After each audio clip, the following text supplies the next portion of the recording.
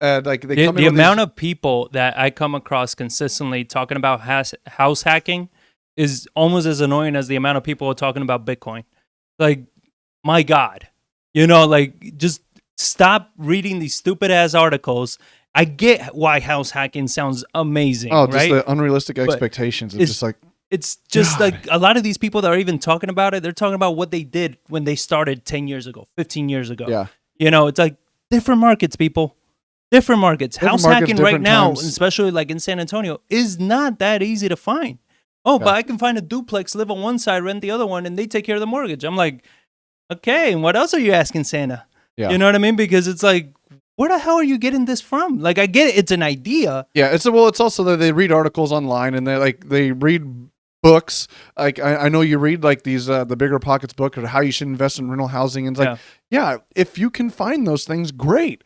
But also you being a retail, I'm gonna call them retail investors, not investors like we are. Though it's like, no, we're in this every single day. It's like us professional people that are in this every single day, all day, do this for a living. Like, we're not going to let those opportunities go.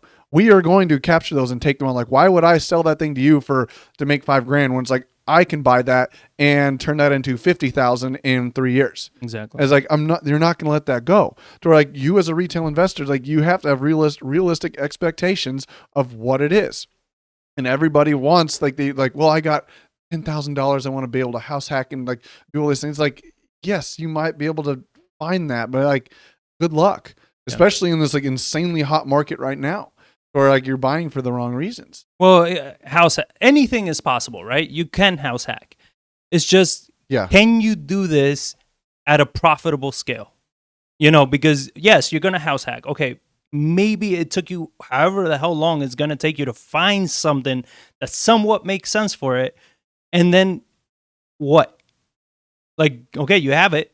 Now what? When's the next one you're going to be able to find? When's the next property you're going to be able to buy? Like, you got to be able to just move on from whatever shit you read, some article somewhere or anything. Or one thing I try to stress a lot about is you need to invest in the market that you live in the way the market is, not the way you want it to be, right? Like, people are going places wanting a market to be a certain way. And it's like, that's not the market, but that still doesn't mean that there isn't deals out there. There still doesn't mean that you can't invest in real estate. It's just the market is different, and you got to adjust that. But you come with that mentality of like, but I heard on Biggerpockets house hacking and I need to do that. It's like, okay, well, go somewhere to house Good luck. hack. Well, then it's just that, like, South Dakota. $150 a month cash flow. Like, if you can find that for sure, and one, I wouldn't not suggest buying a house with only $150 in cash flow, for sure. Or like if you're doing it, just on basic math of just saying like, hey, what is my rent to what is my mortgage payment? Not property management, not CapEx, no, nothing else. Like, you shouldn't be buying anything that doesn't have at least $300 spread between what you can rent it for and what your mortgage payment is. $250. If it's a newer house, it's not going to have any maintenance aspect to it. But I can't find it very hard to believe that I can't find anything for $150. Like, well, yeah, when you take out 10% in CapEx, you take out 10% for property management, you take out 8% for vacancies, you take out all these other things that they say you should take out of your cash flow. It's like, yeah, you can. And at that rate, if you broke even or got $50 over all of those contingencies, you should be happy. But and that's where I'm like, even 150, I told her, I was like, even 150 cash flow is not bad if you have insane contingencies. Yeah. Because if you have insane contingencies, chances are you're never going to actually spend that money. That's what I'm saying. So in reality, you do have more cash flow. You're going to be making more money, right? Because that money is not being spent anywhere else. So, okay, you have 150, but you have these insane contingencies. Well, you look at that. It's like I said the number $300. Yeah. Well, you think you rent for $1,500, you're going to take out 10% for maintenance and 10% for property management. Well, there's $300 right there. And then you're saying, oh, $150 on top of that, $450 like spread. Like, yeah, if that's the numbers you're running, it's going to be very hard for you to find a spread like that. Like, I find it very hard to do that. Like, some of our rental properties that we've owned for 2-3 years have now those spreads. But that's the thing about real estate. You have to buy, you have to hold, and you have to let appreciation kind of go up. And that's how you make your money. And eventually you can get to the point where it's like everyone wants to buy a house and immediately retire off the cash flow. And but you also got to buy right. Because that's also the thing is like your CapEx, like your capex doesn't need to be 10% if you fully just renovated the whole house and you did all the major components and everything like that. You build a good cushion. Or if you bought the house and you have already a good cushion in case shit happens, or you have a reserve of cash, then your capex doesn't need to be that high. You know, the chances that you're going to need a $10,000 repair in the first year on your house is because you did the due diligence very bad, or some act of God destroyed something in your home, right? Like it's an insane amount of money to spend. So yeah, you're what you're budgeting, all these things are insane. They got to be high, or you're just not looking in the right areas. So the next question was from her was, what are areas to pick up rentals in San Antonio? So you recently just wrote an article that you posted, or you're going to be posting? I posted it yesterday. You posted to Biggerpockets. I will be posting it to our website as well, so you guys can check it out. And it's all about how the San Antonio market looks, where to buy, where to invest. So you want to talk a little bit about, as far as that question goes, where should she invest for rentals? Like, what did you see? I mean, for myself, I'm always a big fan of like the Northeast and Northwest sides of San Antonio, just because of age of homes and the population and the growth, and then the price to rents of what you can get. And I mean, I know there's some pockets on the south side, and I kind of did some research over there, but it's still one of those, like, the houses are older over there. So talk about the age of home. Why that is so important to us? Well, I mean, it's just like, okay, look at it like people can understand. Like, you buy a car. You buy a brand new car, you're going to pay more money for it, but your first 3 years, you're not going to spend a whole lot of maintenance. And a lot of times there's warranties for so many years over that vehicle and stuff like that. So you pay a higher price, but your maintenance cost is less. Right. Well, same thing kind of goes with houses, where if I buy a house only 10 years old, like, hey, the AC is still probably in decent condition. The roof's probably still in decent condition. It's got current codes for electrical and plumbing, and framing. And like, a lot of the stuff is still going to be good. You got a lot of life left in the house. But if you buy something from 1950, well, 1950s, they were using cast iron and concrete sewer lines still. Or those cast irons, they rust out and they deteriorate and they fall apart. To where it's like, you could have a lot more maintenance that comes along with those things. To where the insulation in the walls isn't as good anymore, and that's very expensive to update. You have no insulation in your attic. The ACs are older. The electrical's older. Like, everything is older, to where the doors open and close a lot. The windows are a different style. They've been open and closed 100,000 times, where it's like they don't slide open as much. So your maintenance cost is going to be higher.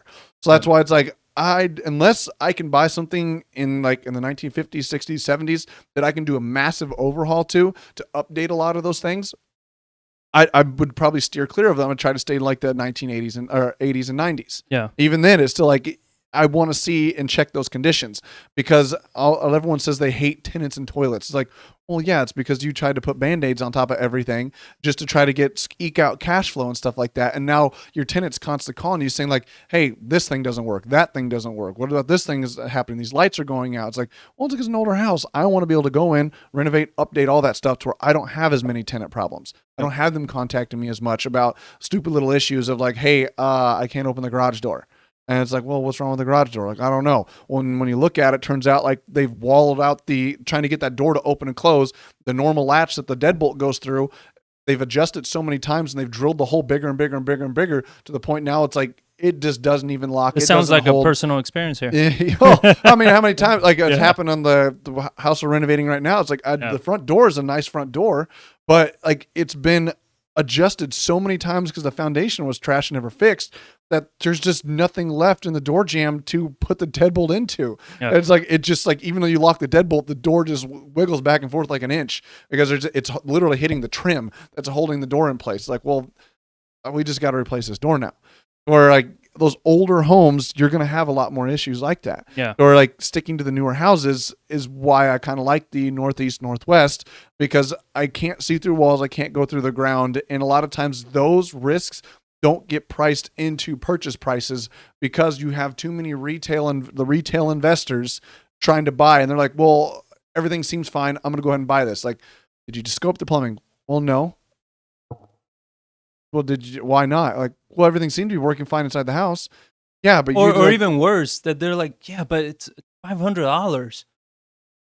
You understand you're buying a house? Yeah. Like, $500 is not. It's much better to do right now and not buy the house than not do it and spend $7,000. Well, we had that conversation with somebody, like they were proud of like slamming people into like there's the wholesale groups we all know, I won't name them by name, but like they're almost proud to slam buyers into properties that are trash, are crappy. They're like, I can't believe I got that person to buy it. Boom, win in my book. Like, but these people that are buying from those like those wholesale shops, like they're not they're novice. They're completely newbies.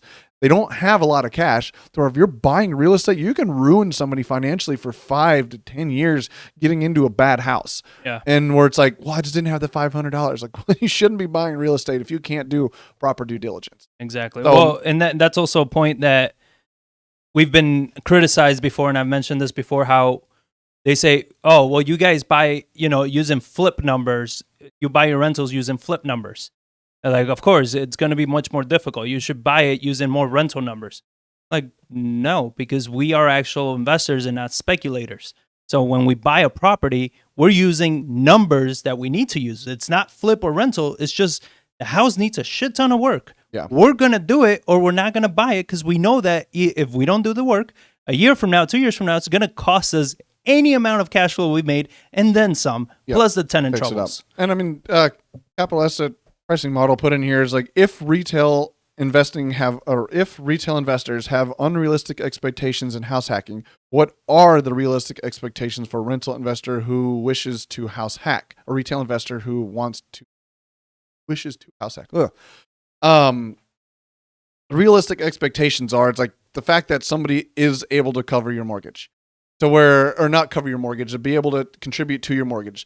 Where if you look at it saying like, hey, if I move out of this quote unquote house hack, is it going to be a good rental property without me living in it? Where it's like, for example, it's saying like, hey, I buy a duplex and my mortgage payment is, let's say, $1,400.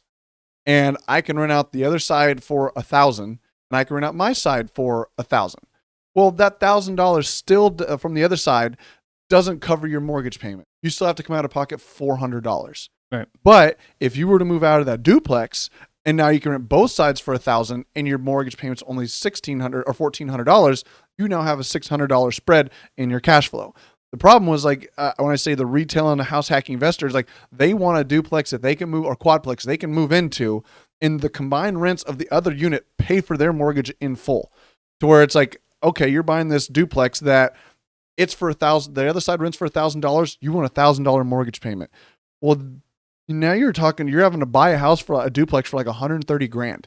Like, I'm sorry, because now you're saying that like both sides can rent for $1,000 and your mortgage payment's only $1,000. Like retail or your retail investors that are 1031ing cash from other places, they've scooped those things up and pushed prices so damn high that it's like you're not going to find those anymore, or you got to go to very low C, D class neighborhoods to kind of find that stuff. And that's the problem, that like what you're saying, that's the right way to buy a house. You like we talk about even the house hacking aspect is like any aspect. Even when we talk about Airbnb, is that you got to buy a house because it makes sense to buy that house, period, as an investment.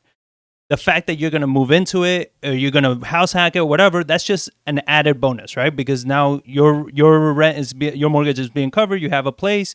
You're spending half the mortgage that you would anywhere else, and you have a place to live, right? But it still needs to make sense. The problem is that we're not finding multifamilies that make sense in areas that we would want to own any multifamilies, because the areas that would cash flow, the kind of tenant you're going to get, the headaches you're going to have with those tenants. Oh, and it comes down to like the type of housing. You have to go to much older. Oh yeah, they're like C, D class 20s areas. build, 30s like, build. You're dealing with like houses that weren't duplex, hacked up into duplexes and triplexes and stuff like that. Where like you don't know what's behind those walls. You don't know what type of plumbing they did like through the walls, and no seller's gonna let you rip open the walls to check all the plumbing and stuff like that and all the electrical and how that was done. Yeah. Or like it's just I'm not